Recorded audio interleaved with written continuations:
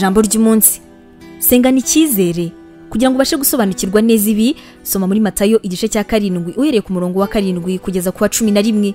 Rimwe na rimwe nabo tugira kwihangana mu masengesho yacu, kenshi tukatunarakara cyane, ndetse ikindi gihe tukazamura amaboko tubabaye cyangwa se turakaye cyane tuti kuki Imana itumva ibyo dusaba koko. Iki gihe tuba twumva yuko Imana itari kutwumva namba, kubera yuko ibitarimo gusubiza ibibazo byacu, ndetse yanabikora ikabikora ku rugero rutoya ugereranyije n'ibyo twasabaga. Ukuri guhari nonaha nuko Imana ishishikajwe cyane no kudusubiza amasengesho tuyisabamo, kandi ikaba yaranasezeranya ahantu henshi ibyatuma dukomeza kuvugana nayo. Niba tubasha kumva neza icyo Imana ivuga nko mu rugendo rwa Matayo, noneho twasenga dufite icyizere, dusaba ubufasha Imana mu kazi kacu, uburinzi bw'abana bacu, kandi tugasaba ko Imana yakomeza kutuba hafi n'ibindi bitandukanye nk'ibyo. Nyuma yo gusaba noneho hakaba kurikiraho gushaka cyangwa se gutakamba. Buri cyose nyuma yo gusaba Imana ntabwo ugomba gucika intege ngo birarangiye. Saba Imana bikuvuyemo wenda uti Imana imbaraga zo gusobanukirwa ijambo ryawe. Aha noneho nurangiza ufungure Bibiliya nawe utangire usome ibyo ari byo byose uzaba uri kwerekana ko ushaka.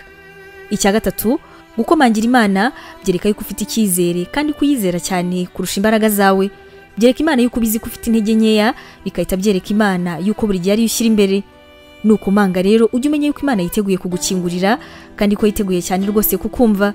Yesu akaba akoresha amagambo gusaba, gushaka ndetse no gukomanga. Byose bikore wizeye, ubundi nurangiza urebe uburyo Imana ari nziza cyane. Imana iguha umugisha. Tangirana umunsi wawe n'ibyishimo watewe n'ijambo ry'Imana ukora subscribe hano kuri Nemi TV.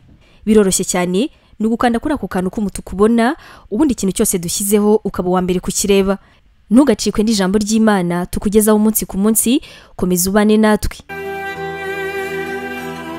Waba utekereza ko wahamagariwe gukora umurimo w'Imana? Wifuza inyigisho zacu se zisohoka buri munsi zagufasha mu buzima bwawe, cyane cyane zigukomeza mu bibazo? Umva wifuza kwiga ibijyanye na teolojiya ukamenya ijambo ry'Imana, intwaro yagufasha mu buzima? Duhereye kuri iki kibazo cya nyuma, niba igisubizo cyawe ari yego, ngufitiye inkuru nziza cyane.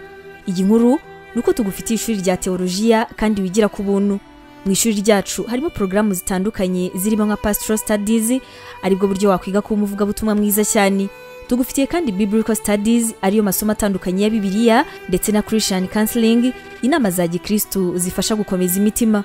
Kugira ngo usobanukirwe biruseho, wasura urubuga rwacu arirwo wa@nemibibleinstitute.com, cyangwa se nanone ukaba watwandikira kuri WhatsApp kuri izi nimero 141 232 650 34.